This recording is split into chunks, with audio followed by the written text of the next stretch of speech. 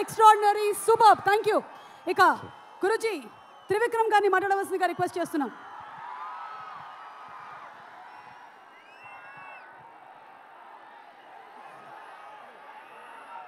అందరికీ నమస్కారం. ఈరోజు గుంటూరు రావడానికి 2 కారణాలు ఉన్నాయి. ఒకటి, ఈ సినిమా పేరు గుంటూరు కారం. రమణగాడు మీవాడు, మనందరి వాడు.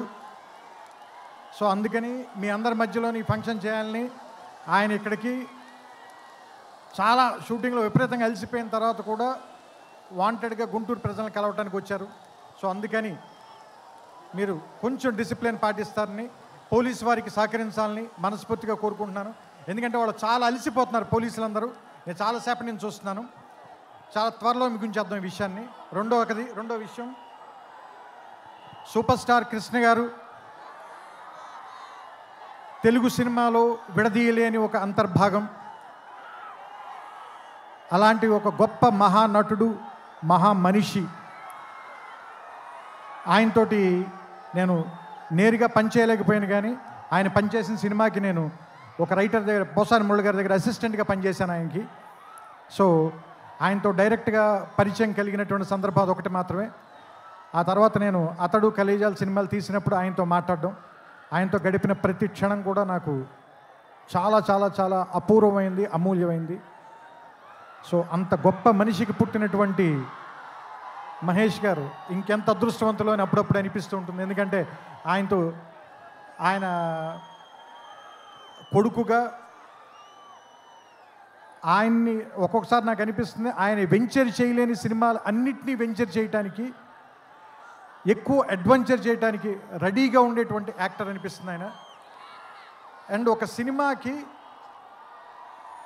100% పనిచేయాలంటే 200% పనిచేసే హీరో ఎవరైనా ఉన్నారంటే మహేష్ గారు. ఇది చెప్పడంలో మాత్రం తెలుగు ఇండస్ట్రీలో ఎవ్వరు కూడా వెనక్కి తిరిగి చూడరు, ఈ మాట చెప్పడానికి ఎవరు కూడా. అండ్ నేను అతడు పనిచేసినప్పుడు ఎలా ఉన్నారో, కలేజా పనిచేసినప్పుడు ఎలా ఉన్నారో, ఈరోజు కూడా అలాగే ఉన్నారు. అంటే 25 సంవత్సరాలని మీరు అంటున్నారు, కానీ నాకైతే ఒక 2-3 సంవత్సరాలు కానీ క్రితమే ఇంట్రడ్యూస్ అయినటువంటి హీరోలాగానే అనిపిస్తున్నారు. చూడ్డానికి అంత ఎంగగా ఉన్నారు, మనసులోనూ అంత ఎంగగా ఉన్నారు, పర్ఫార్మెన్స్లో కూడా అంత నూతనంగా, అంత యవ్వనంగానే ఉన్నారు.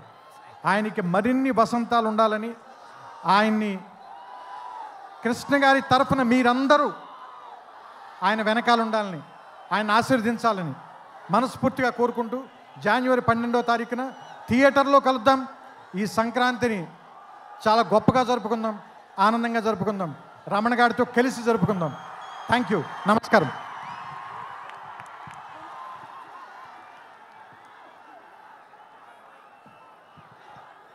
Thank you so much Trivikram గారు. మేమందరం వెయిట్ చేస్తూ ఉన్నాము మీ మాటల్ని